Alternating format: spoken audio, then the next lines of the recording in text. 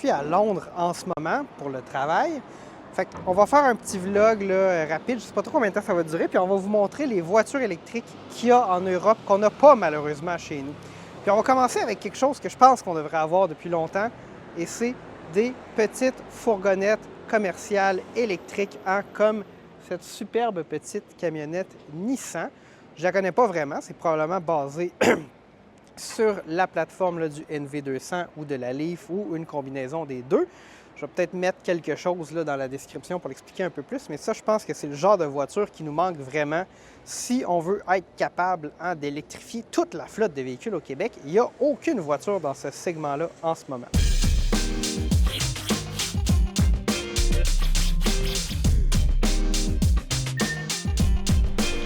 Ici, nous avons une BMW i3. C'est une voiture qu'on a eue, évidemment, en Amérique du Nord, mais qui est beaucoup plus populaire en Europe. Hein. Ça serait anecdotique d'en avoir une chez nous, alors qu'ici, c'est relativement commun. Hein. Ça, c'est une voiture qui, de par son autonomie limitée, même lorsqu'elle est équipée d'un prolongateur d'autonomie avec un tout petit réservoir de 7 litres, c'est une voiture qui fait peu de sens pour le marché québécois, mais dans une ville comme Londres, où quelqu'un fait peut-être seulement des petits déplacements et veut un véhicule spacieux mais pas trop volumineux, on peut comprendre que ce soit un peu plus populaire. Ici, nous avons une superbe petite MG4 qui est branchée sur une borne publique 22 kW. Bien sûr, à la mode européenne, hein, c'est en mode on amène son propre fil, on se branche directement sur la borne.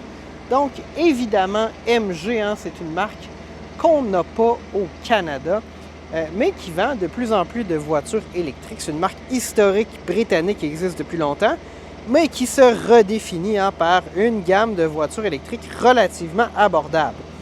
Moi, ce qui m'intéresse beaucoup, c'est la borne, hein, 22 kW.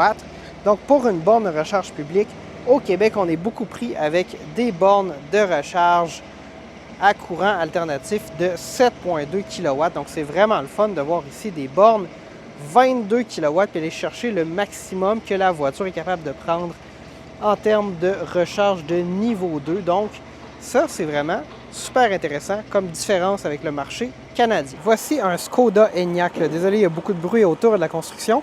Ça, c'est l'une des voitures électriques européennes favorites d'Alexandre. Hein, une grosse voiture familiale qui est disponible avec des batteries là, relativement modestes, 55-62 kWh. Peut-être plus, là, je ne connais pas toutes les versions, mais c'est une voiture qu'Alexandre apprécie beaucoup et qu'il aimerait voir en Amérique du Nord, hein, une voiture pragmatique, électrique, de grande taille, avec une batterie raisonnable, parfaite pour les déplacements en ville et les familles. Donc, le fameux Skoda Enyaq qu'Alexandre adore. On est maintenant devant une petite concession le BMW près de Hyde Park et on voit que BMW met de l'avant, entre autres, ses motos électriques comme celle-ci, hein, au design très particulier. Donc, BMW, évidemment, fait des motos depuis un certain temps et ils veulent pousser l'électrique. Nous avons ici une i7, hein, une voiture typiquement londonienne, grande berline de luxe, très dispendieuse, mais bien évidemment électrique. C'est ce qu'on met de l'avant chez BMW. On a ici encore une motocyclette électrique BMW. Et l'autre côté hein, des voitures londoniennes, un BMW X7 dans une couleur très criarde, pas électrique ici, hein, 40D, donc diesel. Nous avons ici une i5 en format familial, une voiture que je ne crois pas qu'on ait accès au Canada. Chez BMW, nous avons aussi cette Z4M, hein? Voiture très similaire à la Toyota Supra qu'on a eu l'occasion d'essayer récemment, puisqu'elle est construite sur la même ligne et sur la même plateforme que cette BMW Z4-là. Une voiture que j'ai absolument adorée.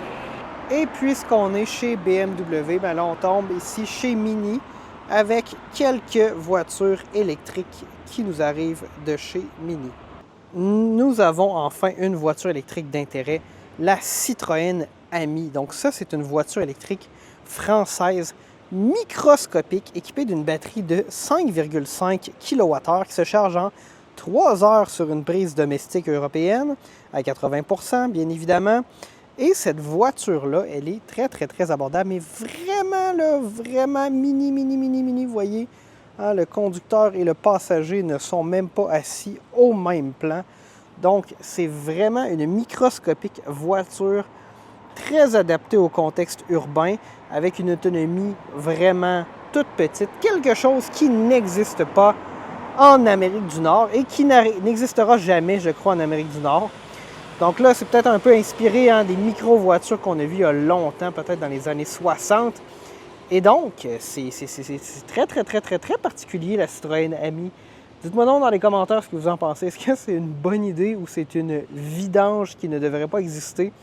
J'ai envie de savoir ce que vous en pensez. Qu'est-ce qu'on n'a pas ici?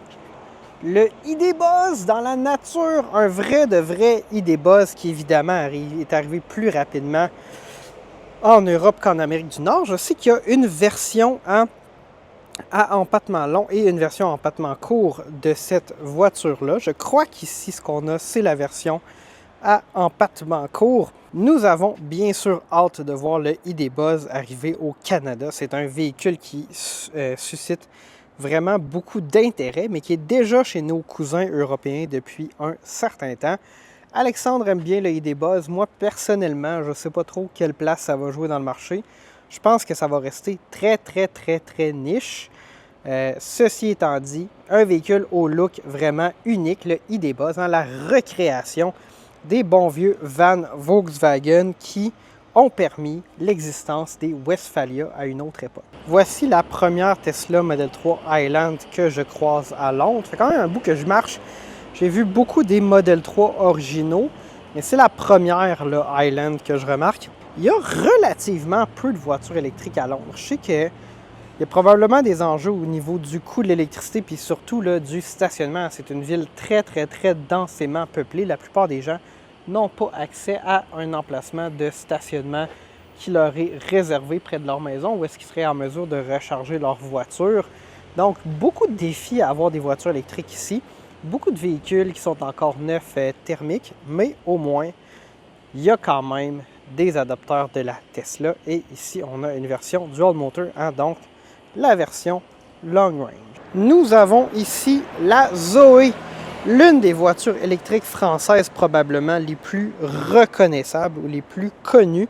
Donc, petite Zoé, malheureusement, on n'a pas accès à cette voiture-là en Amérique du Nord. Moi, personnellement, je la trouve jolie. Je pense qu'on a besoin de plus de modèles comme celui-ci et non pas seulement de VUS à 65 000 $.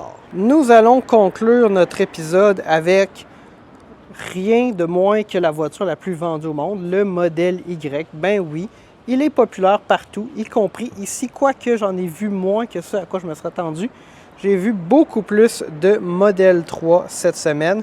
Il y a quand même des beaux modèles Y ici au Royaume-Uni. Donc, moins de voitures électriques que ce que je me serais attendu. D'ailleurs, j'étais aux Pays-Bas plus tôt cette semaine et il y avait beaucoup plus de voitures électriques en proportion qu'il y en a ici à Londres. Donc, ça m'a surpris.